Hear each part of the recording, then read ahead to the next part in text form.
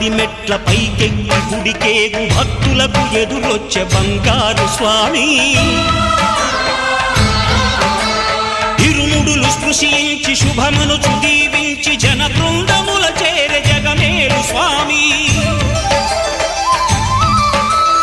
తన భక్తులనరిల్చు తప్పులకు తడబడి ఒక పక్క ఒరిగెన ఓంకారమూర్తి